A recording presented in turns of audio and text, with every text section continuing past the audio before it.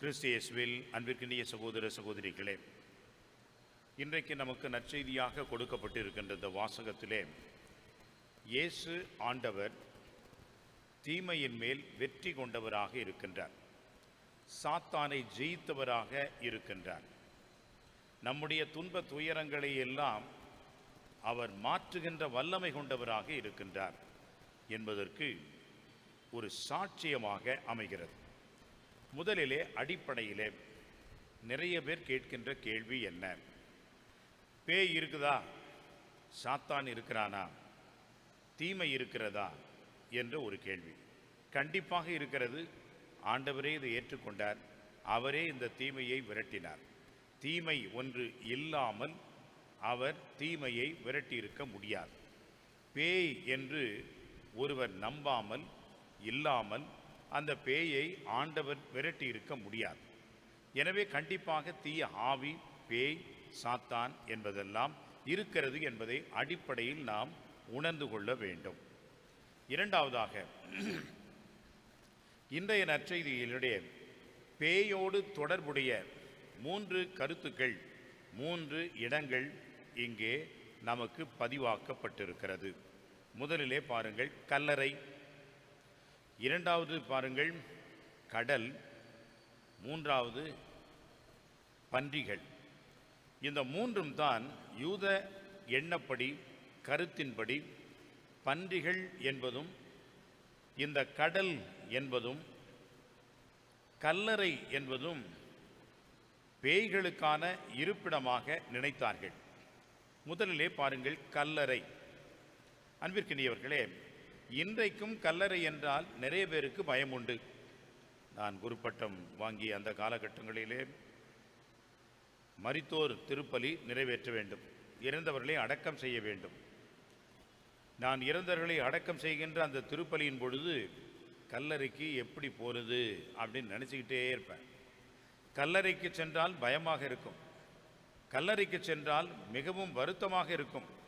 அந்த கல்லறையிலிருந்து மீண்டுமாக வருகின்ற பொழுது நம்மோடு இந்த ஆவி தொற்றிக்கொள்ளுமே என்றெல்லாம் ஒரு காலகட்டத்திலே நினைத்தது உண்டு. படிக்கின்ற பொழுது இதையெல்லாம் புரியாது.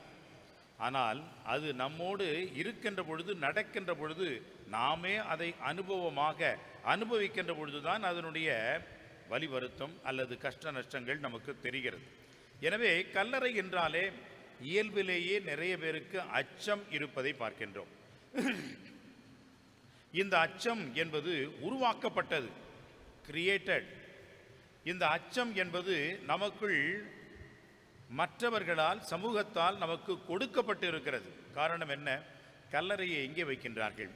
ஊருக்கு ஒதுக்குப்புறமாக வைக்கின்றார்கள். காரணம் என்ன?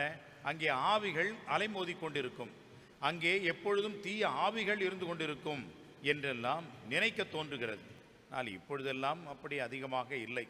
நிறைய பேர் அங்கே தான் போய் தண்ணியை போடுறான், ஃப்ரீயாக உட்காந்து ஃபோன் பண்ணி பேசிகிட்டு இருக்கிறான். கல்லறை மேலே ஒருத்தன் படுத்து அவன் பாட்டு கால் மேலே காலை போட்டுக்கிட்டு அழகாக பேசிகிட்டு இருக்கான். ஏன்னா அவனுக்கு உள்ளே போயிருக்கிறது அவ்வளோ பெரிய போதை.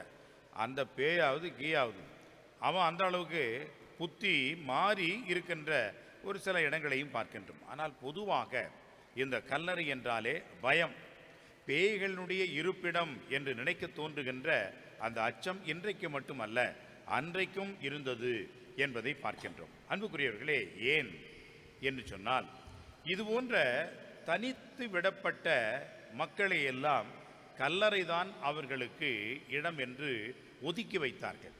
இந்த கல்லறையோடு அவர்களை சேர்த்து வைத்தார்கள்.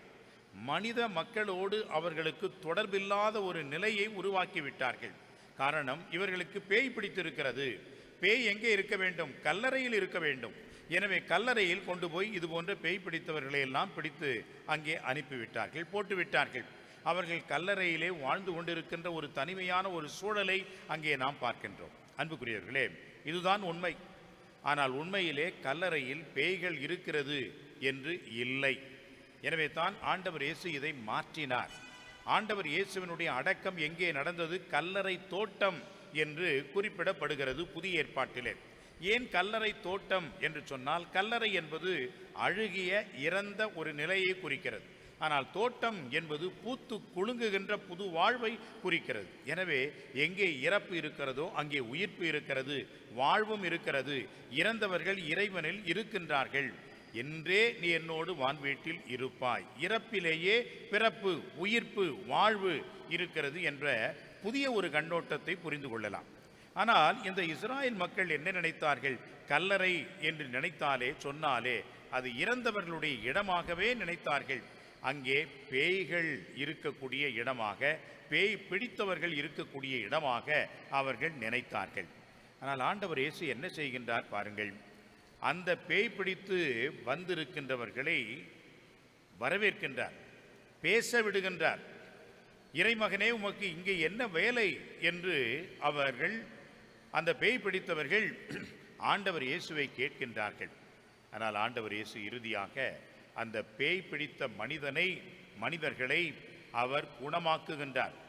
அந்த பேய் பிடித்த மனிதர்கள் பேய் என்ற அந்த தீய சக்தி விட்டு விலகி அவர்கள் எங்கே இருக்கின்றார்கள்?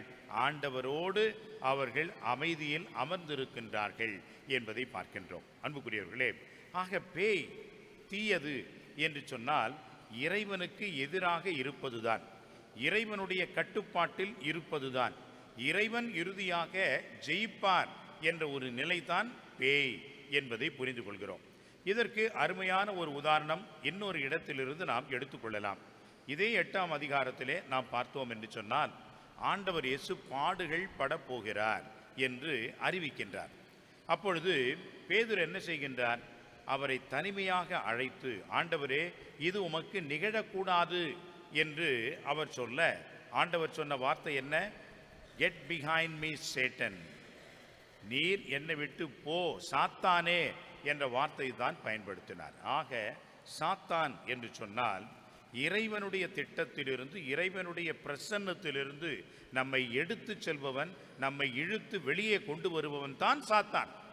மீண்டுமாக அந்த இறை பிரசன்னத்திற்கும் இறை அனுபவத்திற்கும் நாம் உட்படுகின்ற பொழுது அந்த சாத்தானின் பிடியிலிருந்து நாம் விடுபடுகிறோம். அதுதான் விடுதலை. அதைத்தான் ஆண்டவர் கொண்டு வந்தார். எனவே கல்லறையில் வாழ்ந்த அந்த மனிதனை மீண்டுமாக சமூகத்தோடு ஒன்றிணைத்தார். அந்த கல்லறையில் தனிமையில் இருந்தவனை உறவுகளுக்கு ஒன்றுபடுத்தினார். அந்த கல்லறையிலே அடிமைப்பட்டு கிடந்த அந்த மனிதனுக்கு விடுதலை வாழ்வை கொடுத்தார். அதுதான் ஆண்டவர் இயேசு, அதுதான் விடுதலை, அதுதான் மீட்பு. இதைத்தான் இன்றைய நற்செய்தி நமக்கு எடுத்து சொல்கிறது. பல நேரங்களிலே நாம் சாத்தானின் கட்டுப்பாட்டிலே கல்லறையில் இருக்கின்றோம். நமக்கு வேண்டியது வாழ்வு. எப்பொழுது கிடைக்கும்? ஆண்டவரில் நாம் வருகின்ற பொழுது நிச்சயமாக அந்த விடுதலை நமக்கு கிடைக்கும், அந்த வாழ்வு நமக்கு உரிமையாகும். இறைவனிடம் வாருங்கள், வாழ்வை பெறுங்கள், அந்த உயிர்ப்பில் நீங்கள் பங்கு பெறுங்கள் என்ற அழைப்பை ஏற்று இறப்பை விடுத்து ஆண்டவரோடு இருக்க இறையருளை வேண்டுவோம். ஆமென்.